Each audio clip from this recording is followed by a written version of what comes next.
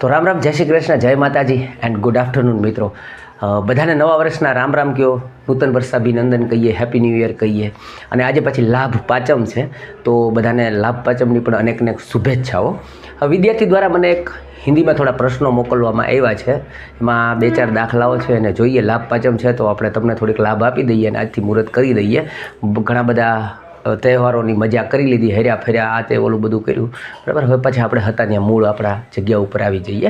એમાં પહેલો પ્રશ્ન જે છે એ પેપર ભાઈએ મને મોકલ્યું છે, સ્ટુડન્ટ દ્વારા જ મોકલવામાં આવ્યું છે, બરાબર છે. અને હિન્દીમાં પ્રશ્ન છે, એટલે પહેલાં હું તમને પ્રશ્ન વચાવી દઉં, પણ આપણે એને ગુજરાતીમાં કરીશું, બરાબર. અને આ હાલ હમણાં જે NTPCની એક્ઝામ લેવાની એનું જ પેપર ભાઈએ મને મોકલેલું છે. પહેલાં પ્રશ્ન જે છે એ તમને દેખાય એના માટે હું થોડો હટી જાઉં, એટલે તમે આખું બોર્ડ ઉપર પ્રશ્ન જે છે એને વાંચી શકો. ओके, શું કહેવા માગે છે કે ભાઈ हितेश की आयु उसके पुत्र की आयु से 3 गुना है.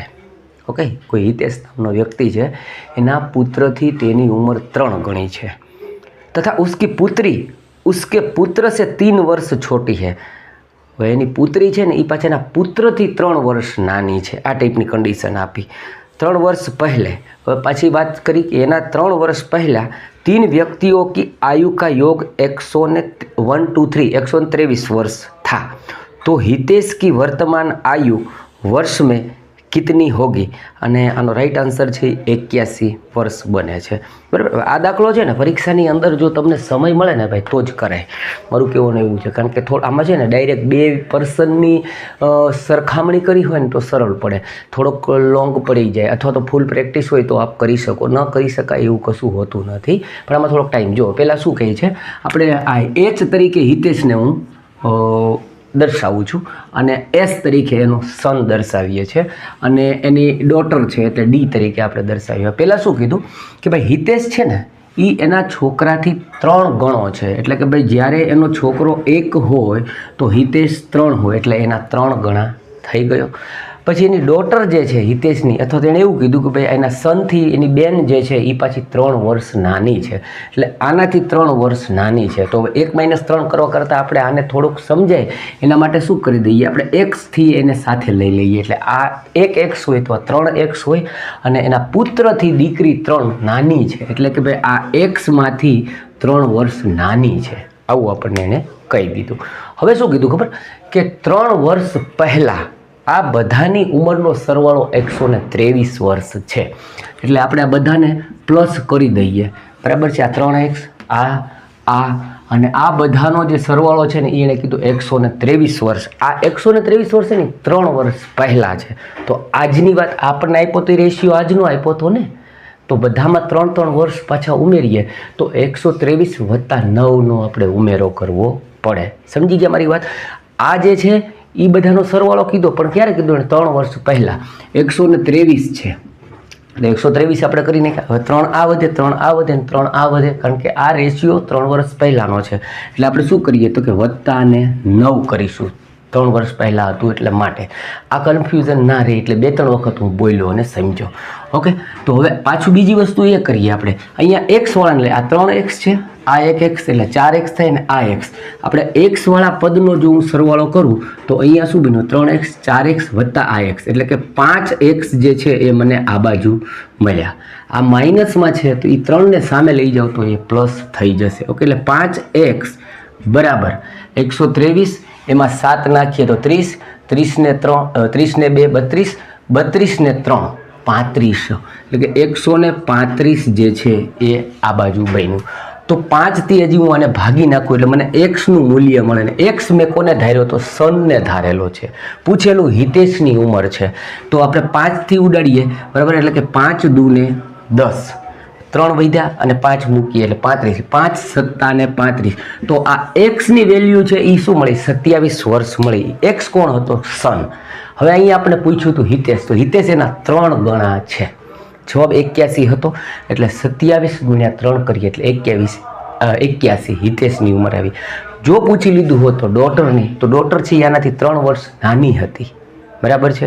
તો એ આનાથી 3 વર્ષ ઓછી કરી હોત તો 24 વર્ષ મળી જાય. એટલે પહેલો દાખલો જે છે થોડો સમજવાનો હતો, અને આ એક્ઝામની અંદર જો થોડેક ફાસ્ટ કરવા જઈએ તો તમે આમાં ભૂલી જાઓ, કારણ કે એને આપેલો હોય છે વર્તમાન વાત અને પાછી કન્ડિશન આપે -3 વર્ષ પહેલાંની, એટલે એને પણ આમાં એડ કરવી પડે. આશા રાખું છું કે મેં સરસ રીતે સમજાવવામાં સફળ થયો છું. તમને મજા આવી હશે આ પ્રશ્ન સમજવામાં. બીજા પ્રશ્ન તરફ જઈએ. ત્યાં સુધી હું બોર્ડ ઉપર લખું ને, તમે જરા લાઈક બાઈક કરી લો નવા હોય. ચાલો તો પ્રશ્ન નંબર 2 છે એ પહેલાં સંપૂર્ણપણે તમને હું બોર્ડ ઉપર દર્શાવી દઉં. હું દેખાવ ના દેખાવ પહેલાં પ્રશ્ન તમને દેખાઈ જવો જોઈએ. વાંચી લઈએ પછી આપણે એને કેલ્ક્યુલેશનમાં લાવીએ. હવે શું કહે છે કે ભાઈ શરદ अकेले किसी काम को 13 दिन में पूरा कर सकता है और वरद अकेले उसी काम को 9 दिन में पूरा कर सकता है. उन्होंने साथ मिलकर काम करना शुरू किया, लेकिन वरद ने काम पूरा होने से 11 दिन पहले ही काम करना छोड़ दिया, तो काम कितने दिन में पूरा होगा? જવાબ છે ને એ 11 અને બાજુમાં છે 9/11. બરાબર છે. એટલે ટોટલ થાય શું તો કે ભાઈ 11 × 11 121 ને ઉપર 9 નાખીએ, 121 ને 9 કરીએ એટલે 130/11, એટલે 130/11. આવો કંઈક જવાબ તમને મળવો જોઈએ. ઓકે, તો પ્રશ્ન જે છે એને આપણે કરી નાખીએ કે ભાઈ કેવા માંગે શરદ છે અને શું કોણ છે બીજો વરદ. ઓકે, હવે જુઓ તમને કેલ્ક્યુલેશન વાળા આવા દાખલાઓ તો આવશે જ કે ભાઈ મિશ્ર સાથે કામ કરે, નળ ટાંકીને આ બધા ભેગા કરે ને આ ટાઈપનું જ છે. બરાબર. શરદ છે એ 13 દિવસે છે અને વરદ છે, એટલે આપણે આ પહેલાં કરીએ શરદ છે અને બીજો જે છે એ વરદ છે. ઓકે, હવે શરદ છે એ કોઈ કામ સોરી છીક આવી ગઈ. શરદ છે એ કોઈ કામને 13 દિવસે કરે છે, જ્યારે વરદ છે એ 9 દિવસે કાર્ય કરે છે. તો હવે આપણે પહેલાં તો લસા લઈ લઈએ. ઓલો 11 દી છોડી લઈએ, એ બધું ઠીક છે, પહેલાં કામ શું છે એ તો જોઈ લઈએ. તો 13 × 9, 13 × 9 117. ઓકે, એટલે કે 117 જેટલું કામ ટોટલ છે અને બંને ભેગા કરે. હવે આનો લસા લીધો તો આપણે આ એક દિવસે 9 યુનિટ કરશે અને વરદ છે એક દિવસે 13 યુનિટ જેટલું કાર્ય કરે છે. એટલે આપણને ખબર પડી બંને ભેગા કરે તો 13 ને 9. ઓકે, 13 ને 7 20, 20 ને 2 22, એટલે બંને જે છે એ 22 કાર્ય ભેગા મળીને કરે. પણ કન્ડિશન શું કહી દીધી? બે ભેગા કરવાનું એવું નથી કીધું. એણે એમ કીધું કે ભાઈ 11 દી પહેલા આ ભાઈ છોડી દે છે. બરાબર. જ્યારે આવો છોડી દે એવો પ્રશ્ન આવે ને ત્યારે આપણે શું કરવાનું ખબર કે ભાઈ હું એમ કહું કે તું ને હું કોઈ વસ્તુની શરૂઆત કરીને તું વચમાં મને છોડી દે, એવું નહીં હાલે. બરાબર. સાથ નહીં છોડના ભાઈ, કહેવાય ને અંત સુધી નિભાવજે. ઓકે, તો આપણે એને કહીએ ભાઈ તું છોડીને જામાં મને નિભાવ. તો આપણે એ ભાઈ જે છોડી દે છે એના કરતાં એ 11 દિવસ હજી કામ કરે તો કે ભાઈ આને ગુણ્યા હું 11 કરું એટલું કામ હું વધારી દઉં અને બેન ભેગા જ રાખી દઉં તો મને સરળ પડશે. એટલે આપણે શું કરીએ 11 × 13 = 33 તગડો. ઓકે, વધી 3. 11 × 11 ને 3 તો કે 14 143. હજુ આપણે આને 143 કામ જે છે કરાવી લઈએ. એને છોડીને આપણે જવા જ નથી દેવો, સરળ પડશે એટલા માટે. તો જુઓ 7 ને 3 10, એટલે 10 ની મૂકી 0, વધી પડી 1, 4 ને 1 5 ને 1 6, 1 ને 1 2, એટલે કામ કેટલું થયું તો કે 260 યુનિટ અને છેદમાં છે 22. ઓકે, સિમ્પલ વસ્તુ થઈ ગઈ. આપણે આને છેદ ઉડાડી દઈએ 2 થી, એટલે છેદમાં આવ્યા 11 અને અહીંયા શું બનશે તો કે આના અડધા કરીએ એટલે 130. તો આપણો જે જવાબ હતો ને કંઈક એવો જ હતો. આને હજી એણે અલગ સ્વરૂપમાં તોડ્યો. કેવી રીતે તોડ્યો તો કે ભાઈ 11 જે છે 11 એને ગુણ્યા 11 કરું, 11 × 11 એટલે 121 અને હજી એમાં હું 9 નાખું એટલે 130 બન્યા અને છેદમાં 11. તો આ બીજો પ્રશ્ન હતો. એને આપણે આ રીતે થોડુંક પ્રેક્ટિસ હોય તો આપણે આને સરળતાથી પરીક્ષામાં ઝડપથી કરી શકીએ. પ્રેક્ટિસ ના હોય તો થોડો સમય લઈ લે એવો દાખલો હતો. ત્રીજા પ્રશ્ન તરફ આપણે જઈએ. ત્રીજા દાખલા તરફ જઈએ. ઓકે, તો તમને પહેલાં દેખાડી દઉં. થોડોક અવાજ છે ને મારો ભોળાઈ ગયો છે. એવો ક્યાં હે ભાઈ, શરદી બરદી હો ગઈ ને, ત્યોહાર મેં ઘૂમને ગયે થે. કાંઈ વાંધો નહીં, પણ તોય સપોર્ટ કરી દઈએ જેટલું થાય એટલું. ઓકે, એક किराना व्यापारी अपने माल पर लागत मूल्य से 70% अधिक मूल्य अंकित करता है और उसे X% की छूट पर बेचता है. यदि उसे 53% का लाभ प्राप्त होता है तो X का मान ज्ञात कीजिए. ओके, અને 10 જે છે 10% એનો આન્સર છે જે આપણને દેખાય છે. હવે પ્રશ્નને તો ગુજરાતીમાં આપણે થોડોક સમજી લઈએ. શું કહે છે કે કોઈ એક કિરાણાનો વેપારી છે અને એ પર લાગત મૂલ્ય છે.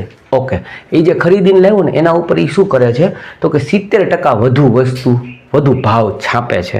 પછી અમુક ટકા છૂટ આપે છે. એ છૂટ જે છે ને એ આપણને ખબર નથી, છતાં એને 153 બરાબર 53% લાભ, એટલે કે ભાઈ મૂળ કિંમત ઉપર 53 વધે એટલે 153% થઈ ગયું કમાઈ છે. તો આમાં આપણને કંઈક એને લાભ છૂટ આપીને એ કેટલાની આપી એ આપણે જોવાનું છે. ઓકે, તો હવે આપણે વાત કરીએ કે ભાઈ આ વેપારી છે. ઓકે, આ વેપારી છે અને આ સામેનો ભાવ જે છે એ ગ્રાહકનો છે એવું માનીએ. હવે શું કહે છે કે વેપારીએ કોઈ વસ્તુ ઉપર 53% ભાવ વધાર્યો ના 70%. ઓકે, હું ફોન અહીંયા રાખું જેથી કરીને મને દેખાય કે ભાઈ 70% અધિક. હવે 70% એટલે શું? તો કે ભાઈ કોઈ વસ્તુ જે છે 10 છે તો એના ઉપર 7નો વધારો કરવો એટલે 17 થાય. બરાબર, સિમ્પલ છે ને. 70% એટલે કે 7/10 હોય, 10 એ 7નો વધારો એટલે 10 રૂપિયાની વસ્તુ હોય તો એ 17ની બને. એટલું આપણને ખબર પડી ગઈ. પછી શું કહે છે તો કે ભાઈ એમાં છૂટ આપે છે. હવે છૂટ આપે છે એટલે કે આ મૂલ્ય છે એક્સ અને એમાં એને વાય પ્રકારની છૂટ આપે, જે આપણને કેલ્ક્યુલેશન કરવાનું કીધું છે. આમ કરવાથી એને 53%નો લાભ થાય છે. એટલે કે ભાઈ 100 રૂપિયાની વસ્તુ હોય તો એ 153માં વેચે છે. આ પ્રકારે આખી ઘટના જે છે, દાખલો છે, એને આપણે રકમમાં આપ્યું છે. હવે આ એક્સ અને વાય જે છે એટલે કે આ ગ્રાહક વેપારી બાજુનો વિભાગ છે અને આ ગ્રાહક બાજુનો. આ વેપારની અંદર શું એને કેટલું ડિસ્કાઉન્ટ આપ્યું શોધવાનું. સિમ્પલ કરવાનું શું, પેલા આને અહીંથી છેદ ઉડતા હોય તો ઉડાડી દેવાના, આને અહીંથી છેદ ઉડતા હોય તો ઉડાડી દેવાના. એ અહીંયા એક્સનું મૂલ્ય મળી જશે ને અહીંયા વાયનું મૂલ્ય મળી જશે. તો આપણે જોઈએ 10થી છેદ ઉડાડીએ તો કે 10 દાણ 100 એટલે અહીંયા 10 આવ્યું, આ વેપારી સાઈડ આવ્યું. ઓકે, અને ગ્રાહક સાઈડ આવ્યું 17 નવા. બરાબર છે, કારણ કે 17 દાણ 170 થાય, 17 નવા એટલે 17થી તમે ચલાવ્યું તો 9 આવ્યું એટલે આ એક્સ આવ્યું. કોઈ વસ્તુ 10ની છે અને સામે 9ની બની ગઈ તો કે ભાઈ 10એ 1ની છૂટ આપી એટલે 1ની છૂટ આપી, 10એ છૂટ આપી, 10એ 1ની છૂટ આપી એટલે શું થાય 10% થાય. અથવા ટકાવારી ફેરવવા માટે આપણે એને શું કરીએ 100થી ગુણી નાખીએ એટલે 10 દાણ 100 એટલે 10% જે છે આપણને આન્સરમાં રકમ વાંચી ત્યારે આવ્યું હતું કે ભાઈ 10%ની છૂટને આપી. એટલે આ રીતે તમે પરીક્ષામાં સરળતાથી વાંચતા જ્યારે કરવું હોય ત્યારે કરી શકો. વેપારી બનાવો, ગ્રાહક બનાવો, આ તો આપણે તમને સમજવા. ત્યારે તમારે શું કરી દેવાનું કે ભાઈ એણે કીધું ને કે ભાઈ 70% એટલે કે 10 સામે સીધું 17 મૂકી દો. આ એક્સ ને વાય રાખો. પછી જે કાંઈ એને છેલ્લે લાસ્ટમાં શું થયું તો કે 53%નો લાભ થયો એટલે 100 એ 153. બરાબર, ઘણાને એવું થાય કે 10 એ 17 હું કામ લખ્યું તો ભાઈ 170 લખી શકો તો વસ્તુ તો એ જ બનશે, 0 0 ઉડી જાય. બરાબર છે, એટલે આ વસ્તુના આ રીતે તમને મેં સરળતાથી સમજાવ્યું, આવડી જાય એવી રીતે. નેક્સ્ટ દાખલો જોઈએ. હવે નેક્સ્ટ આપણે દાખલો છે એના પર જઈએ, જે આ પેપરમાં પહેલો જ પ્રશ્ન આવેલો હતો.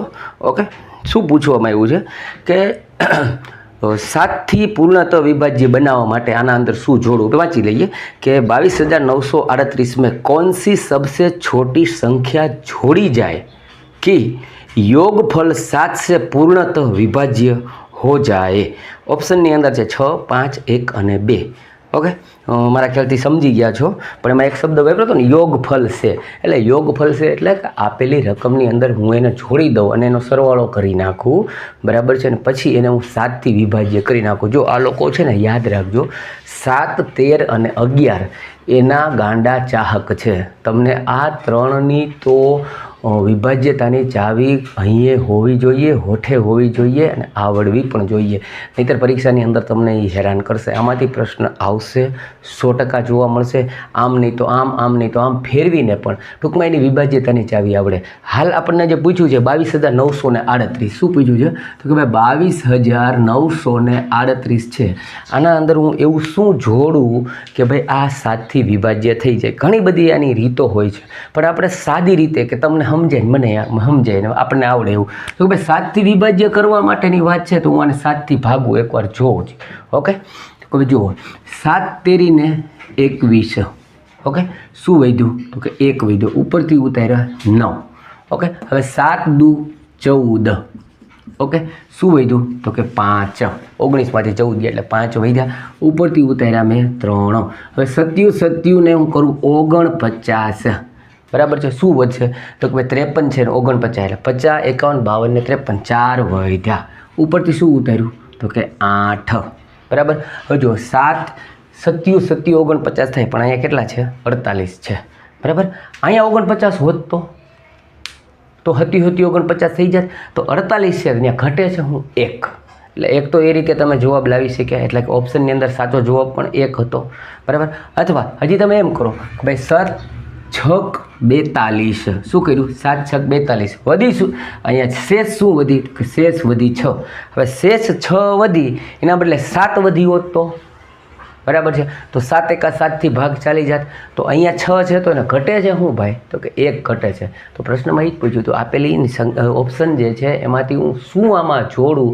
નાનામાં નાની સંખ્યા કે આ રકમ જે છે એ શેનાથી કે ભાઈ 7થી વિભાજ્ય થઈ જાય. તો અહીંયા 1 ઘટે છે. યા તો અહીંયા તમને શોર્ટમાં મેં બતાવી દીધું, અહીંયા પણ બતાવી દીધું. આના સિવાય મેં એક વિડીયો મૂકેલો છે, બરાબર છે, દાખલાઓનો શોર્ટ ટ્રીકનો. એના અંદર મેં આખી મેથડ બી સમજાવી છે. એવું હોય તો તમે જોઈ લેજો. લગભગ નામ એવું રાખ્યું છે ગણિતની ચમત્કારિક ટ્રીક, બરાબર. એ વિડીયો જોઈ લેજો. ઘણી બધી શોર્ટ ટ્રીકના વિડીયો પણ બનાવેલા છે. જો ખરેખર વાત કરું, મને મજા નથી, તાવ આવે છે, બીમાર છું, દવા ચાલે છે, બધું. પરંતુ મને એમ થયું લાભ પાછો એમ છે, છોકરાઓને કંઈક તો આપણે આપવું જોઈએ. એટલે મેં આ વિડીયો આટલું બનાવી નાખ્યો છે, આટલું રાખીએ છીએ. અને આ સ્ટુડન્ટે જ મને મોકલેલા પ્રશ્નનું આખું પેપર હતું. તો થયું ચાલો આપણે શરૂઆત કરી દઈએ આજથી. ઓકે, વિડીયો સારો લાગ્યો, મજા આવી તો લાઈક કરવાનું બાકી હોય તો કરી દેજો. ચેનલ પર નવા હોય તો સબસ્ક્રાઈબ કરજો. જો કોઈને મટીરિયલ લેવું હોય ગુજરાતીની અંદર તો મારો કોન્ટેક્ટ કરી શકો છો. શરૂઆતમાં જ મેં મારો નંબર આપી દીધો છે. મળીએ બીજા વિડીયોમાં. ત્યાં સુધી ખુશ રહો, મસ્ત રહો, વ્યસ્ત રહો. આવજો.